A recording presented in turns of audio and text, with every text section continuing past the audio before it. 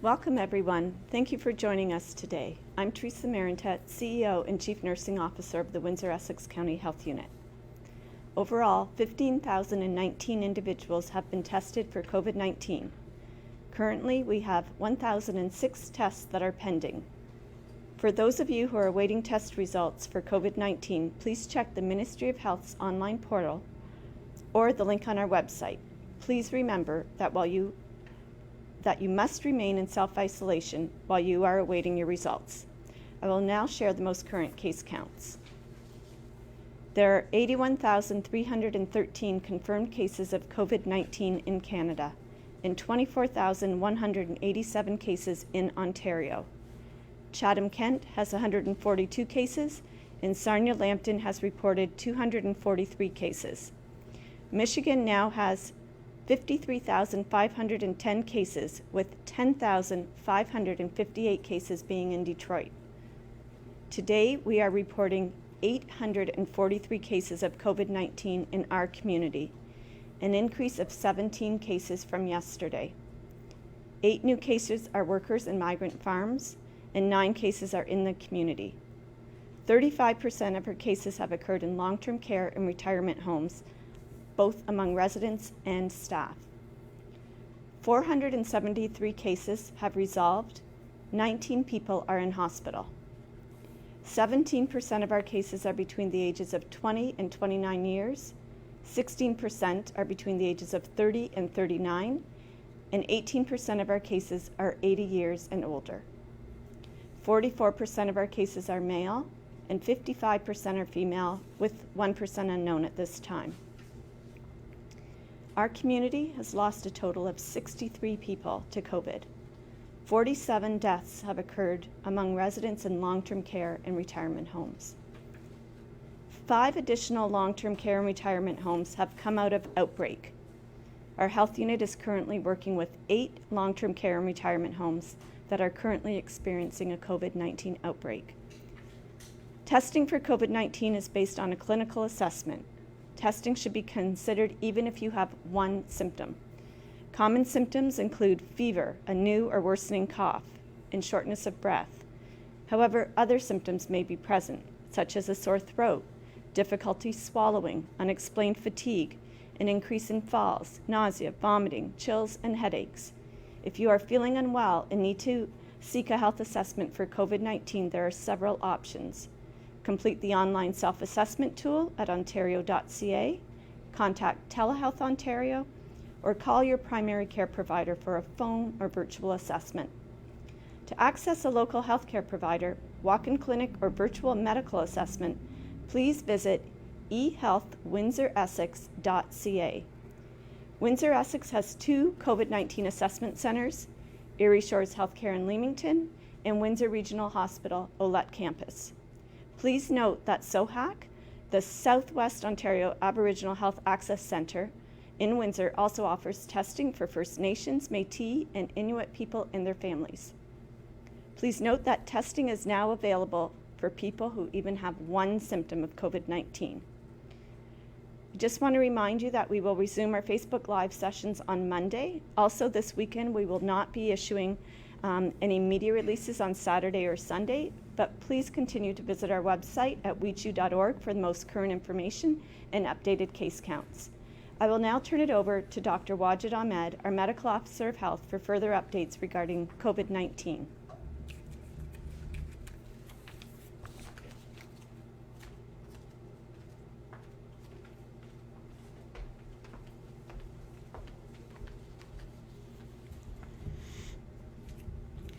Good morning, everyone, and thank you for joining us again. This week, we noticed more businesses opening up, more people outdoors, and a general increase of overall traffic. Since the beginning of this COVID-19 pandemic, the staff at Windsor-Essex County Health Unit worked tirelessly to protect and promote the health and well-being of our community. Public health has been the front and center of COVID-19 response, not only in our community, also in the province and in the country as well. The decisions and recommendations made by public health always considered the safety and well-being of everyone. The focus of each and every recommendation was to ensure that the recommendation is made in the best interest of the community and would not lead to any unintended consequences.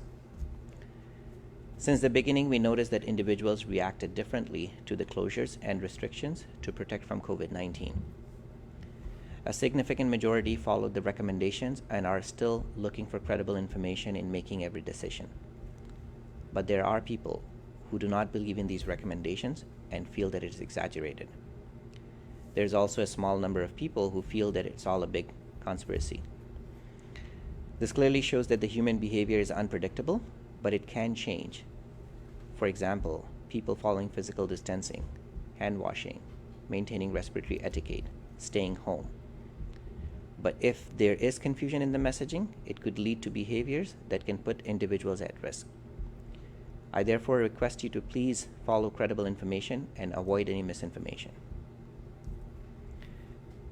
With the reopening of economy under stage 1, more and more businesses are opening up, and as we promised, that public health will be keeping a close eye on how it's impacting the community. To have a better understanding of these impacts, public health in collaboration with primary care providers and Essex Windsor EMS will be expanding COVID-19 testing in the community. Since the beginning of the pandemic, we had 6 healthcare providers spread across the county offering COVID-19 testing for their own patient, and some of these healthcare providers are doing testing based on public health recommendations. We will be looking at ways to increase the number of these healthcare providers in the community. Ideally, I want every healthcare provider in the community able to test their clients for COVID-19. More details of this plan will be worked out with Essex County Medical Society and the healthcare providers in the community to ramp up the testing in the community and give more options for people to get tested. We recognize that some people do not want to go to the assessment center and would rather prefer to get tested at their primary care provider office. I'm requesting all the primary care providers to offer COVID-19 testing to their clients. We will be working with all of the healthcare providers to support them in offering testing. In addition, thanks to our great partnership with Essex Windsor EMS, we will be offering random testing for COVID-19 across Windsor and Essex County. We will be offering a combination of a drive-through testing and a trailer-based testing at different locations across Windsor and Essex. To make it truly random and have a true sense of community spread, the plan is to pick a spot in the community where we can find many people outdoors and offer spot testing after collecting baseline information. You do not have to have any symptoms to get tested in that random testing, but you need to have your health card and other form of identification to ensure that we can reach out to you in case you are a positive. Please stay tuned for more details. We expect to start these random testing across the Windsor and Essex County starting next week. The information that we will collect with this true random testing will be valuable to assess the true community spread. A big shout out to our Essex Windsor EMS partners for their continued support in conducting mass testing in our community. We will now move on to our weekly epidemiological summary.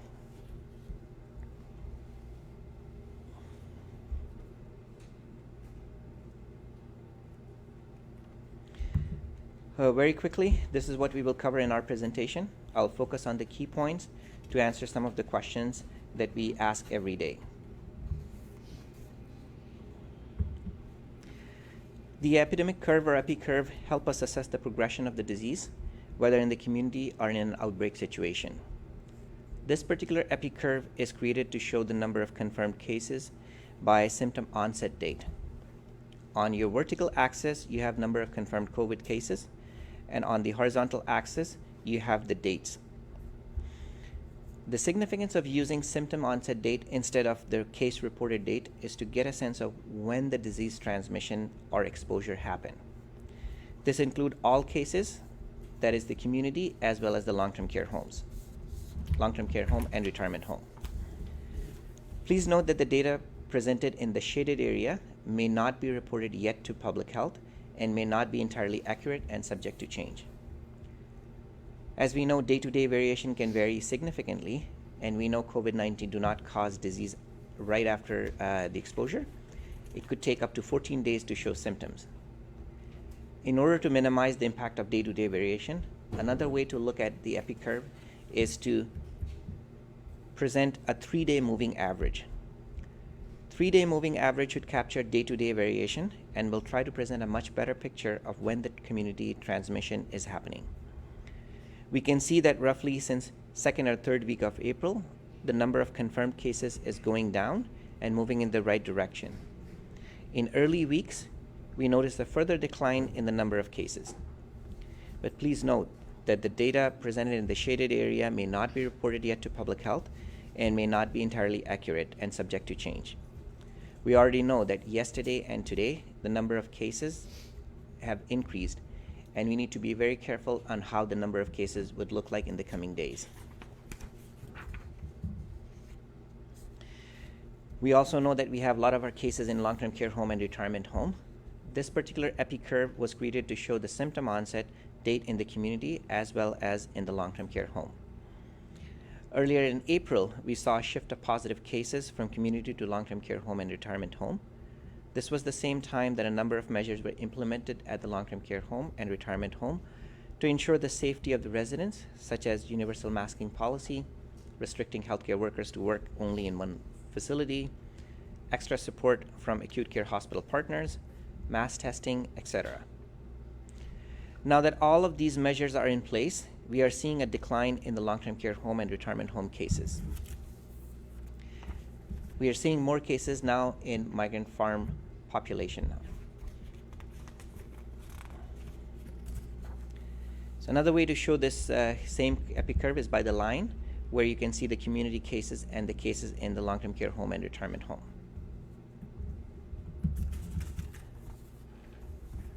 The next logical question comes to our mind is, are we seeing something really bad? How are we comparing ourselves with the other regions and the province? Windsor-Essex has the 4th highest rate in the province, and our rates are higher than the province, higher than the provincial average. We have experienced a higher proportion of cases in long-term care home and retirement home, including staff and residents, compared to some of our neighbor communities such as Chatham-Kent, Sarnia-Lambton, and London. Windsor-Essex had 36% of our cases from long-term care home and retirement home, with a peak at 42%. Sarnia-Lambton had 35% of their cases in the long-term care home. Chatham-Kent had no cases in their long-term care home, and London had 33% of their cases in the long-term care home. We look at the regional and provincial rates per 100,000 population to make a comparison. We use the statistics to compare the number of cases based on the population size. Please note that this comparison does not account for variation in number of people in different age groups. For example, roughly 18% of our community members are seniors, that is age 65 plus and older. This is in comparison with the provincial average of 16% seniors in the province.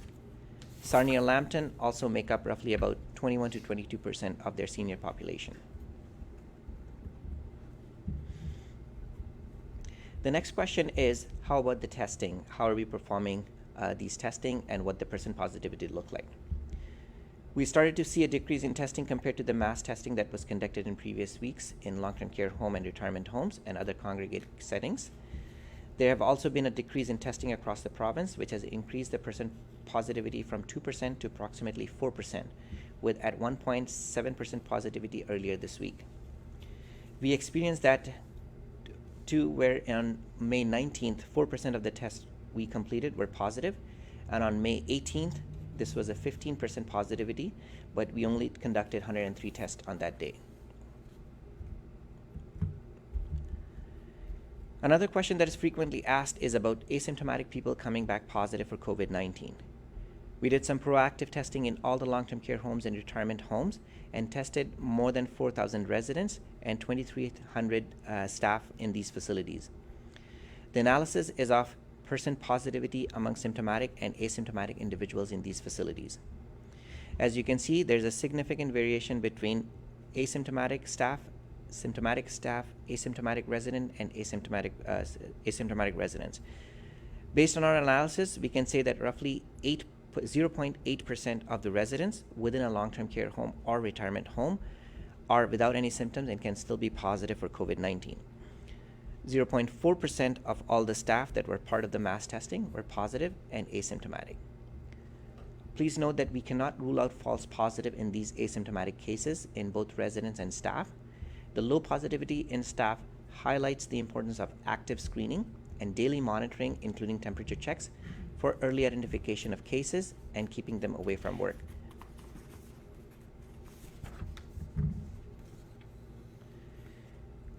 Next up is the age and gender distribution. The purpose of creating this graph is to show if there's a gender difference in getting infected.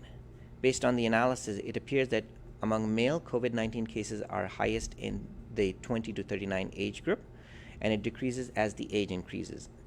Among female, the distribution is pretty much even between the ages of 20 to 59, and the highest was among the age of 80 plus. We noted that there is a shift in age group with more positive cases, and our EPI team did a sub-analysis on the age distribution among the recent cases. Since May 1st, the new cases are significantly high between the ages of 20 to 39, and a good number of them are healthcare worker, and probably they had the higher chance of exposure to COVID-19 patients. But for anyone in that age group, I would like to remind them the importance of physical distancing, appropriate hand washing, and respiratory etiquette, and most importantly, staying home when they're sick. It is absolutely important for us not to lose our guard when things are actually starting to improve. Please follow the public health recommendations. This particular graph shows the distribution of COVID-19 cases by municipality. No surprises there. Almost 2/3 of the cases are in Windsor, and as more than half of the population live in the city of Windsor, and each of the municipality have cases as well. 12% of our cases are from Leamington, but that's because we have seen an increase in cases among migrant farm workers. Significant differences in number of cases in some of the municipality is due to the high number of positive cases in the long-term care home and retirement home.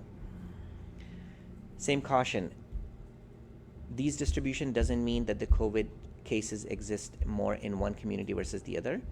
Everyone is at risk, and every community is at risk, and everyone needs to take precautions when they're outside. Through the extensive contact tracing the health unit is carrying out, we are able to identify the majority of the exposure as close contacts.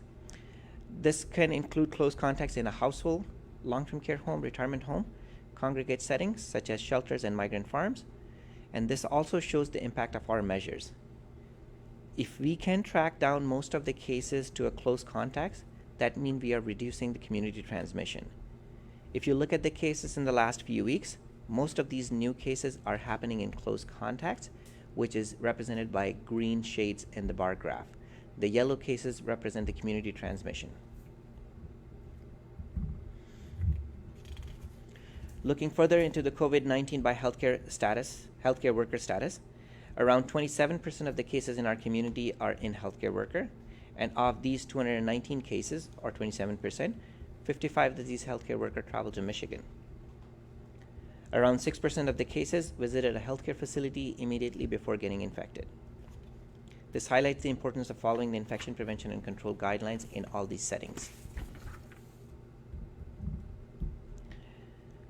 Another question that is frequently asked is if the cases had any underlying chronic health conditions.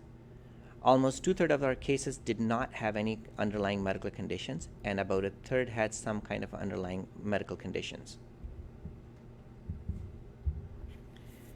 A quick look at the cases and what symptoms they are reporting. 71% of the cases presented with cough.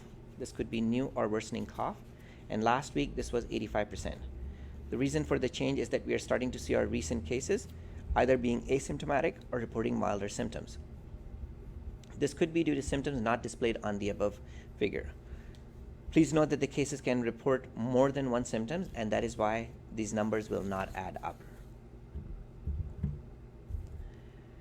This particular graph shows the number of hospitalization patients in the ICU on any given day. It can include both new patients as well as existing patients with COVID-19 in each of these settings. Cases in the ICU remains relatively low for the past couple of weeks at approximately 3 or so cases. Hospitalization have stabilized since late April, with fluctuation over the past month or so. So where are we with all these cases? A little more than half of these cases are now resolved or recovered. A little under a quarter of these cases are currently self-isolating. Unfortunately, we have lost 8% of our cases, same as the last week, to COVID-19. Less than 4% of these cases are currently in the hospital or ICU. And some of these cases that are currently self-isolating may have been admitted to the hospital initially, but discharged when they did not need any medical care. Please note that this does not include individuals who are at the field hospital.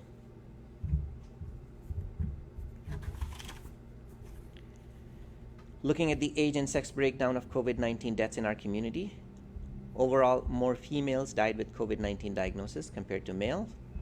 From an age distribution perspective, almost 3/4 of the death were in individuals who were 80 years and older. The youngest person died in our region was a man in his 40s.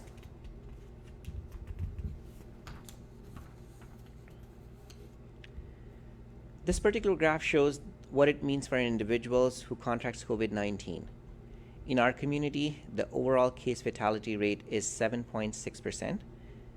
Those who are living in the long-term care home and retirement home, case fatality is significantly high, close to 16% in this particular age group. As of May 20th, the case fatality rate in all of Ontario is 8.2%, which is slightly higher to the Windsor-Essex. In the long-term care home and retirement home across Ontario, the case fatality rate is higher compared to the provincial rate. The number will vary depending on how the Ministry and Public Health Ontario provide their data. This is based on our assessment of the information that is available. The doubling time tells us how many days it will take to see twice as many COVID-19 cases in our region. It tells us how quickly COVID-19 is spreading in our region. This specific graph looks at our doubling rates since our first case was reported. Currently, we are past 5 days, considering in late March and early April, we were doubling every 2 days, and we're continuing to see the flattening of the curve in this particular graph.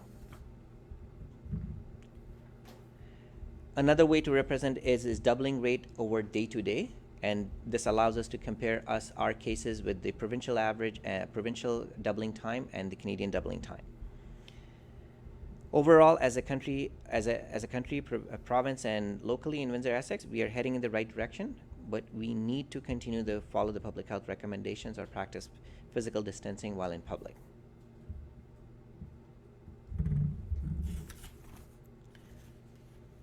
The most recent estimated R0 is 1.07, which is higher than the last week when I presented this information.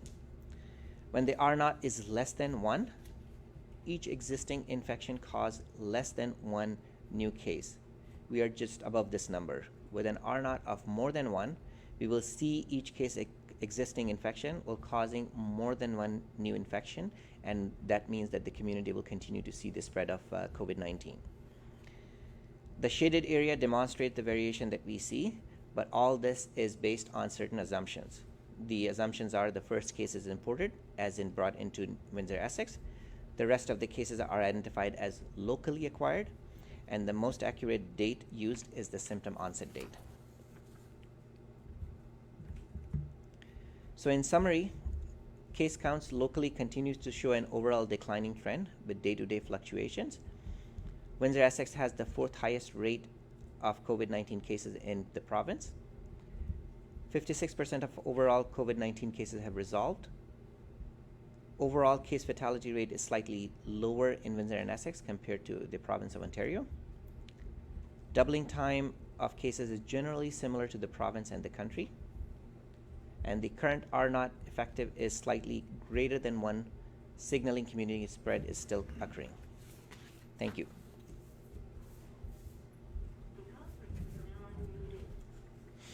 We'll now take questions from the media.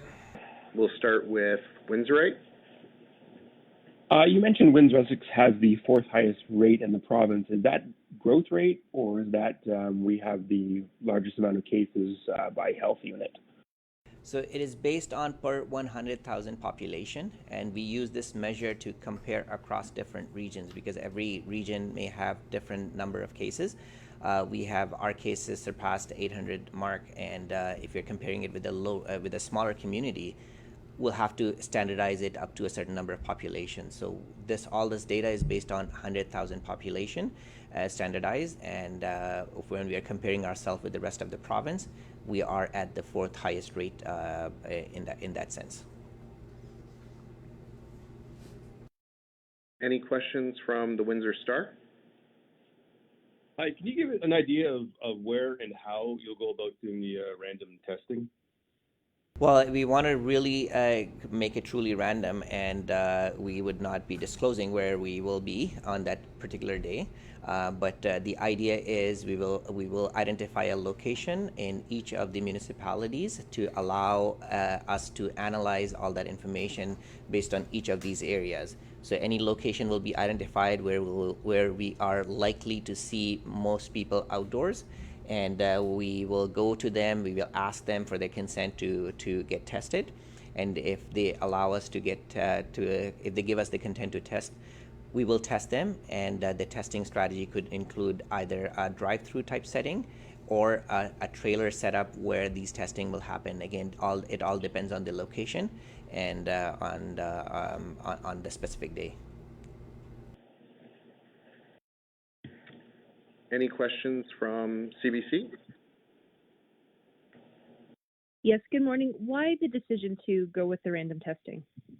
Well, I explained that in the beginning of my talk. Is we like to see what impacts all these openings are having in the community, and now when more and more people are outside, the likelihood of them coming in contact with other people will be high.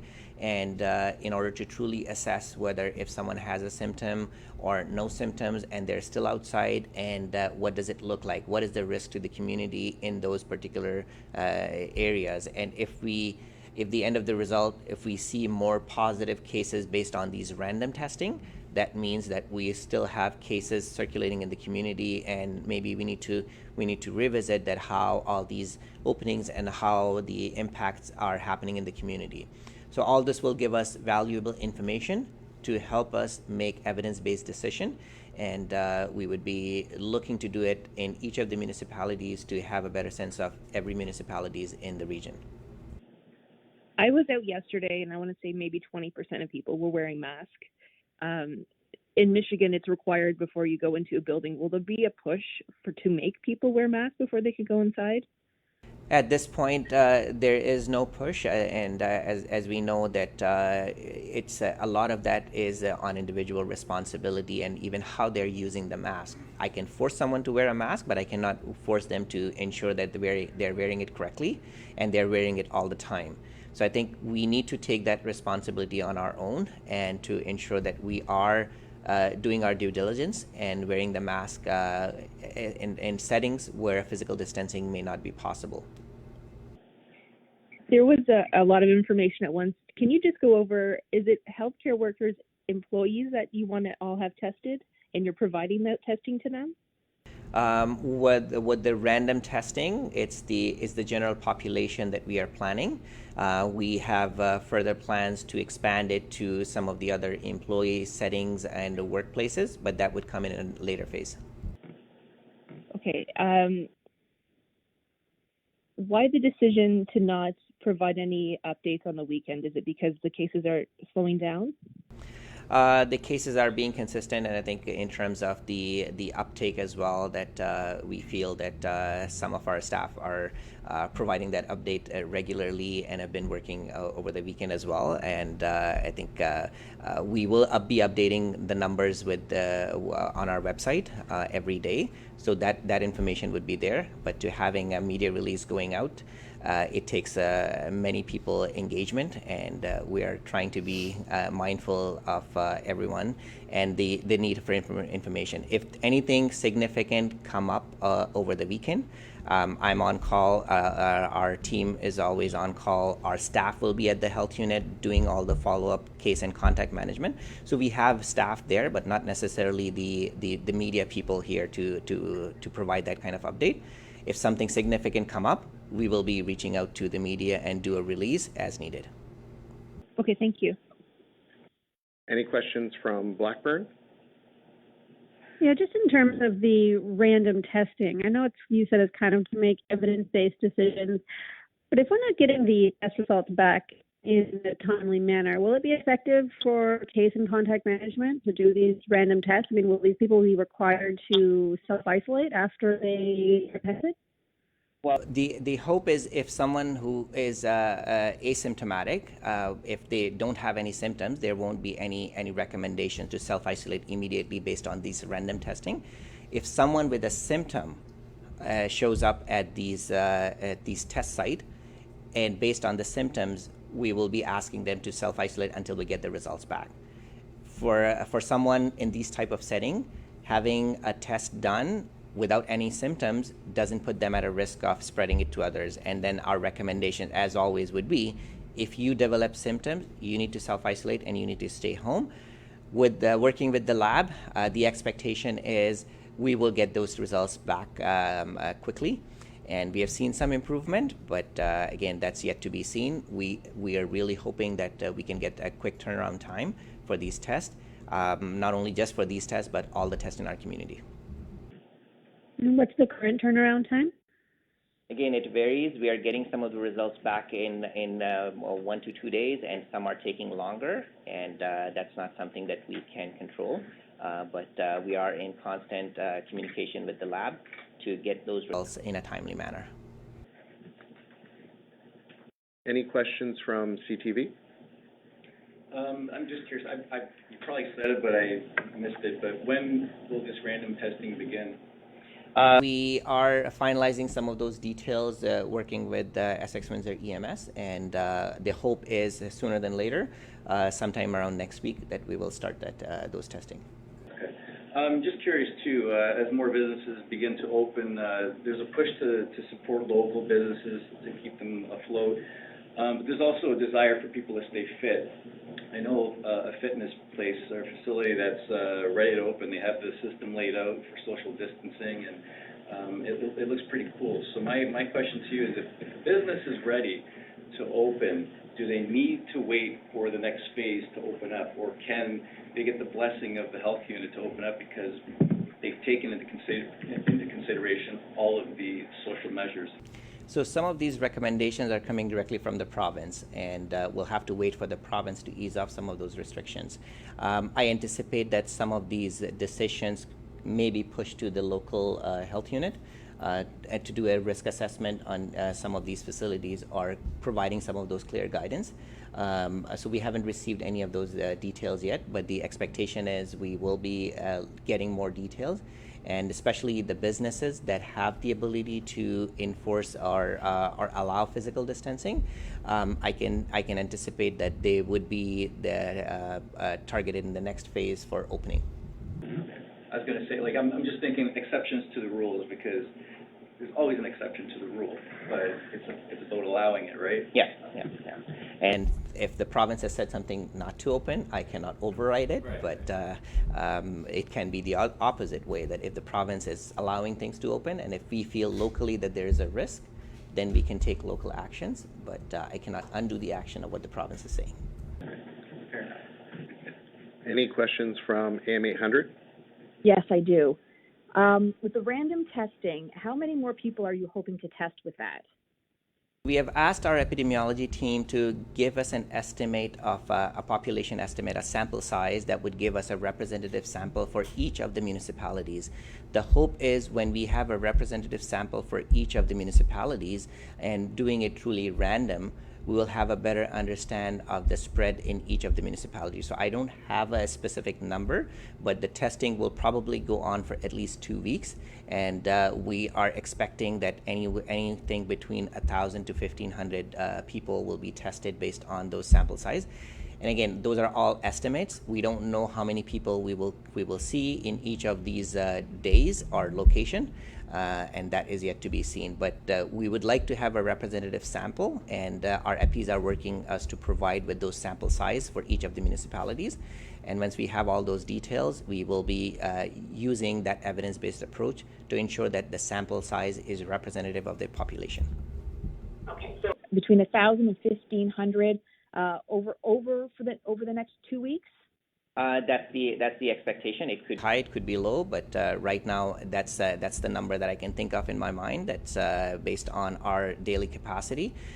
We in settings which is very prescribed, the testing can happen very quickly. But in a setting like this, in an outdoor place, or using a drive-through test model or a trailer-based testing model, we don't know the exact capacity of each day, and also we don't know how many people will consent and get tested each day. But at least at the minimum, that's the number that I am looking for.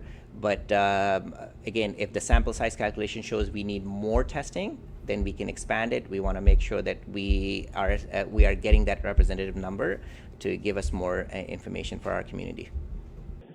I have to ask this question because I'm sure people will ask it as well. Does getting the test hurt? And I only ask that because I see that swab going way back. Well, again, depends. Some people, if you ask them if you're getting an injection shot, does it hurt? Some people will say, no, it doesn't. And others will say, they will just scream that it hurts a lot. For most people, I would say they do fine. They do not scream or they do not overreact, but the exceptions are always there. So it's hard for me to say that it actually hurts or not. Okay. You said 2 pieces of ID, a health card plus something else, or is just the health card okay? Well, we like to record the address, the contact information, and the health card will really help people to go online and see their results online. Recognizing that as more and more testing will happen, it would be very difficult for the health unit to reach out to all the negative cases. So when people provide these type of information, they can go online and then they can check their status. For anyone who come back as a positive, so we will definitely follow up with all of the positive cases to ensure that appropriate case and contact management is happening. But it's just in their best interest. If they have a health card, they can go online and find that information, and it will be much more easier and convenient for them. So if they don't have a health card and they consent to the test, will the test still be administered? We do not want to turn anyone away, but as I said, it would be much more easier if you have a health card handy. Most people carry their health card. I carry my health card all the time. If they do, it's just easier for us to track them, and it's easier for them to ensure that they are getting their online results. But we do not want to turn anyone away just because they do not have the test card, the health card.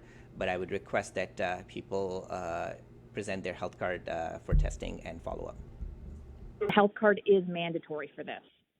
I don't want it mandatory. It's I would say that please bring health card for us to follow up. Okay. And how many times will you be doing, will it be like once a day in Windsor on a Monday, and then on a Wednesday you're going out to the county? How many times per week? Or the expectation is it would be daily, and again, the location, which locations, how many locations, those are the details that we are still working out, and we'll share some of that detail after figuring it out, all those, the minutiae of the plan. Okay, I think that's it for me. Sorry for all the questions, just people were asking me to ask, so. Any further questions from Windsorite? Yeah, just one question. For the random testing, you said that people do not require symptoms to be tested. Are there any plans to open up testing to asymptomatic people at the assessment centers? Well, I guess, again, we'll have to take a phased-in approach. We recognize that some of these decisions could come from the province too. At this stage, locally, from my perspective, this is where I am. I want to get a sense. But the expectation is as we'll collect more and more data, I think we'll have more evidence to support if we need more asymptomatic testing or people for anyone who's coming to test. The biggest reason is we need to have a range of test options. So either we need to have like a point of care testing.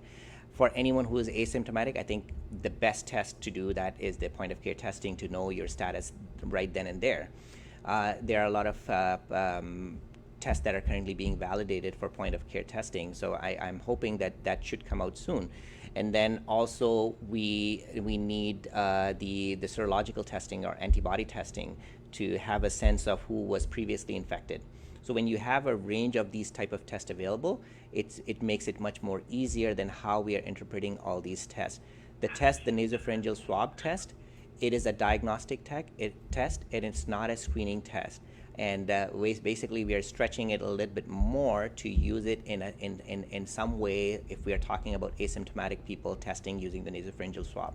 There is a caveat, and that's I want to make sure that everyone is aware of that. Testing people with nasopharyngeal swab does not prevent any COVID disease, or does not identify that if someone is at a high risk of contracting COVID or a low risk of contracting COVID. It's just a snapshot in time. The very next day or very next moment, you can get infected with COVID-19. So anyone even who is getting a test done while they're asymptomatic, and if it's negative, the hope is they should not change their behavior, or they should not think that they won't contract COVID or they are safe. That's the unintended consequence that I think everyone needs to be mindful of. If you are getting tested, that means it was just on that specific day. It's good that if your test results come back negative, it doesn't mean that you should lose your guard and then you should just start to take risky behavior, forget all the rules of physical distancing and avoiding other type of behavior such as hand washing or respiratory etiquette, etc. Any further questions from the Windsor Star? I'm good, thanks. CBC? I just had one about the primary care providers you spoke about earlier, about their testing. That's what I was asking about, having testing more employees. You were providing testing to them because you said people weren't feeling comfortable to go to the assessment center. Can you just go over that one more time, please? So the primary care providers, that's another thing that we'll have to work out on the details. Right now, we have at least 6 primary care providers spread across the county and the city, who are doing their testing of their own clients. The hope is we want to expand and reach out to other primary care providers, walk-in clinics, other places that are currently open and seeing clients. And what would it take for them to do that nasopharyngeal swab testing on site for their clients who are visiting those facilities? We recognize that there were some challenges, especially with the PPE and the ability for people to test these individuals. As we know that at least for the next coming months, or at least a year, COVID is not going anywhere, and it will continue to exist in our community. And we need to have all these options available for everyone, not only just to go to the assessment center. We only have 2 assessment centers. We want to make sure that we have other sites available for people to go. The best place most people prefer is to go to their family doctor, but the family doctors need to also have some things in place before they can go ahead and start those testing. So all those details, I think, would need to be worked out individually, and I have already reached out to Essex County Medical Society, and we will be working very closely with them, with all their membership, to ensure that they know what it means to do their testing and what they need to go on with the testing, including the availability of PPE and everything. So we want to work with them, and we want to support them in from a public health perspective. And we'll make a case, and that way we should be able to test more people out in the community, and not only just at the assessment centers. Thank you. Any further questions from Blackburn? No, thank you. CTV? Yeah, when do you hope to have primary care, or sorry, not primary care, clinics and family doctors online for this testing? That's something that I think we've started the conversation, recognizing that not many of them are open at this point. So I would anticipate it may take at least a couple of weeks to get it up and running.